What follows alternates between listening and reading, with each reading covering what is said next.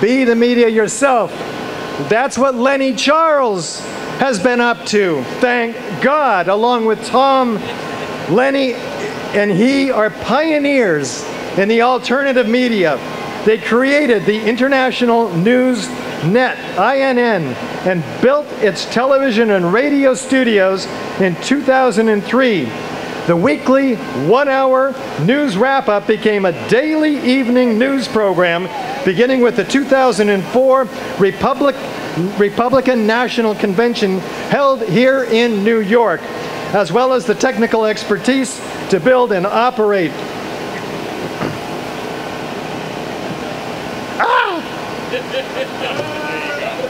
a broadcast TV and radio studio. Lenny has interviewed hundreds of politicians, diplomats, authors, filmmakers, and activists until 2009. Lenny was one of the first videographers to film on Ground Zero and was there when Building 7 collapsed. In fact, he's wearing the same shirt from that day. Lenny Charles.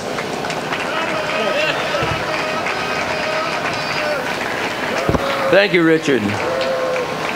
It's been quite a ride. It's been amazing, but we have to remember this is a very sad day.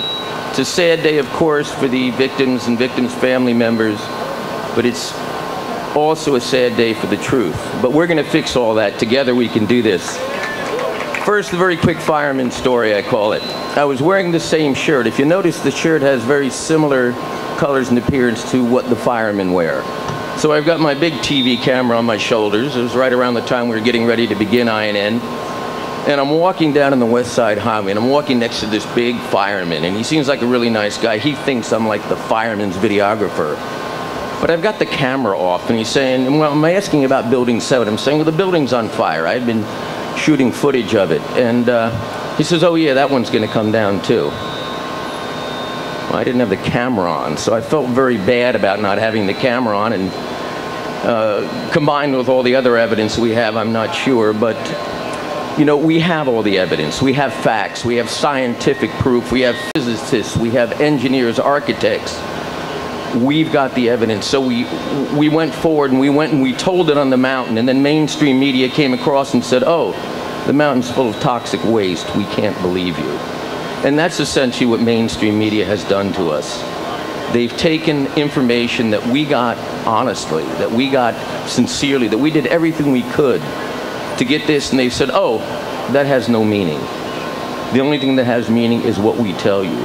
We create reality, we control the horizontal, we control the vertical, and all you citizen journalists can go publish a blog. I was very disappointed that my footage, I went down and figured I didn't know what had happened that day. It was new for me. So I called up CBS on the phone and said, I've got some incredible footage from Ground Zero. Because of the shirt, I was allowed to walk around Ground Zero and take this incredible, horrific footage of stuff that I never want to see again. And I called CBS on the phone and I said, I've got this footage, you've got to see this. They said, well, bring it on down. So I brought it on down. They gave me a check for a few $100. And it was seen all over the world that evening. The first debris footage after the towers came down. I get the credit. But what I was doing was I was reinforcing a lie. And I didn't realize that because it was so soon after the event, we didn't know what we had seen. Only those that, you know, really were experts and understood immediately that buildings don't come down that way could understand this. But what was INN? Just a little bit about it. INN, as Tom mentioned earlier, was an adventure in telling the truth. You get paid big money to tell a lie, but you get paid no money to tell the truth. Tom, myself, we put in money. Everybody who worked there was working for a pittance at best. Okay, and I'm going to segue that right into, oh, by the way, we were involved in several conferences. We did 3 How the World Changed conferences down at the INN studios. This is the first year we couldn't because the building is in foreclosure and being sold in bankruptcy.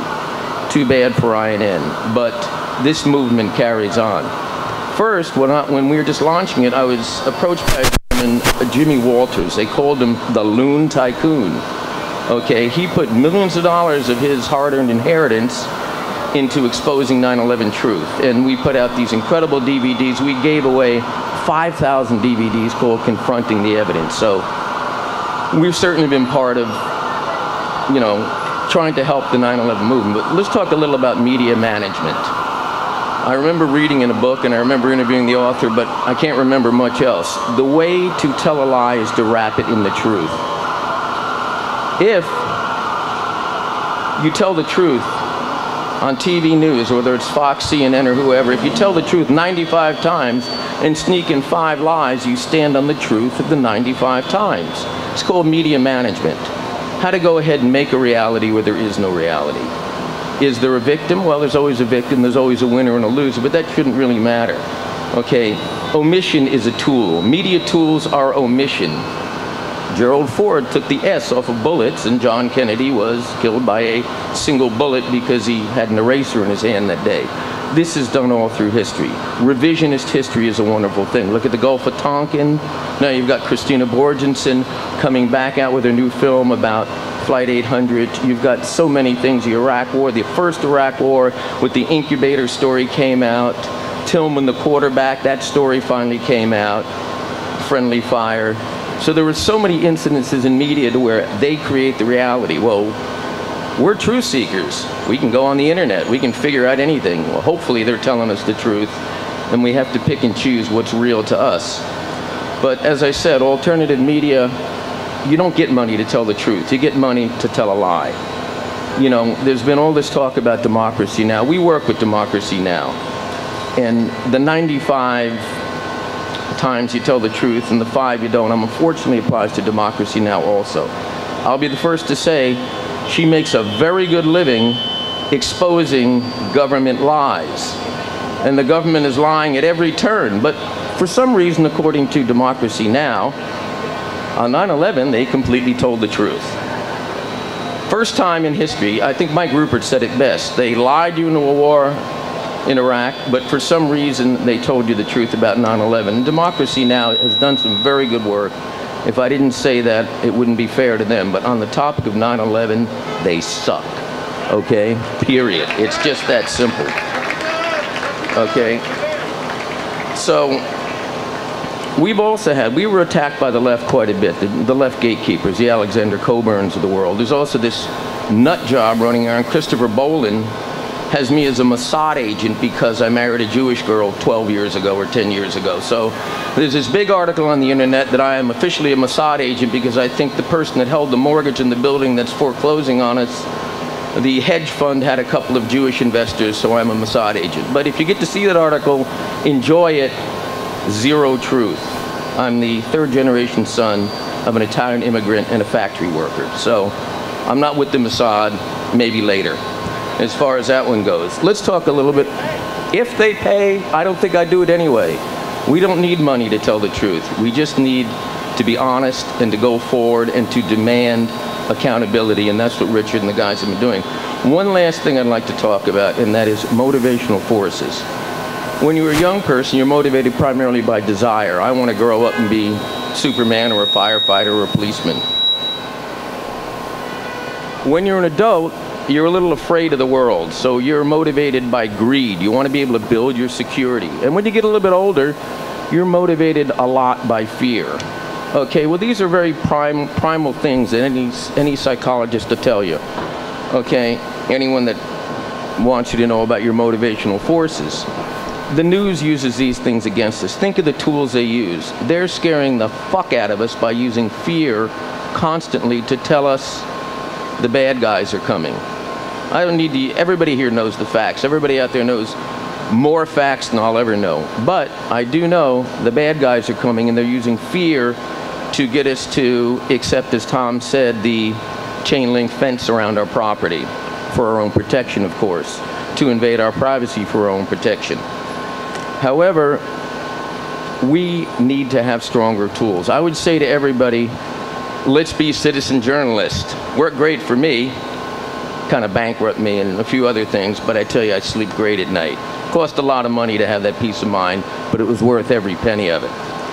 Okay, there was a problem. When I went to the Alternative Media Conference in Denver, it was hosted by Free Press back in, I believe it was April. I expected to see millionaires and billionaires ponying up their money to start a new network, to have 10 Democracy Nows, only better, and to, you know, Nation Magazine to expand its reach. And The entire conference, as far as I could tell, was about a new widget that went on your mobile so that you could automatically get Nation Magazine and Democracy Now! 24/7. That's what the entire conference was about. There was no effort to counter CBS, CNN, and these guys. Okay, what I've said is, well, why don't you broadcast on the internet only? The minute that CNN and NBC and CBS and ABC and Fox give up their television presence and their full radio presence and broadcast on the internet only, I'll be willing to do it. In the meantime, we need that kind of horsepower. We need that kind of broadcasting. We needed to get those kind of numbers. I'd like to thank RT for the wonderful work that they're doing. One slight problem I have to say about RT. The first name of RT is Russia Today. Now, the first thing that comes to my mind is a foreign government is sponsoring dissemination of propaganda to the wonderfulness of the American people. Well, we know that's not true, but just the word today, Russia Today, if you're out in the heartland, Russia Today means the commies are coming. Okay, great news, bad presentation, I'd have to say, by the thing, although I love the work they're doing and I tune them in every chance I get. Okay, what are our tools? Citizen journalists, narrowcasting versus broadcasting. Amy Goodman's getting out to 3 to 4 million people. O'Reilly's getting out to 6 to 7 million people. I have this incredible story. Wayne Madsen breaks this phenomenal story coming out of Washington, D.C., where he does this incredible investigative report, and 387 people read it. Well, actually, a few more than that. It's called narrowcasting. The best way that we can function as journalists is to go from narrowcasting to find a way to broadcasting. If Richard could raise the money for this billboard, I don't see, knowing how well that we were able to create alternative media for a price, I don't see why those out there that really want to make change can't find a way to raise the money to have a real alternative media, a bigger alternative media. Narrowcasting is great. Every one of us is doing as much as we can. The truth doesn't pay, but you sleep good at night. Let's keep telling the truth. I do recommend stealing the tools, whether it's, I don't know, what is the opposition of the fear that the bad guys are coming? The fear that we no longer have a free society, and that should be enough to save us. But we need to make it happen. I'd like to thank you for letting me speak here. I'll turn the stage back over to Richard.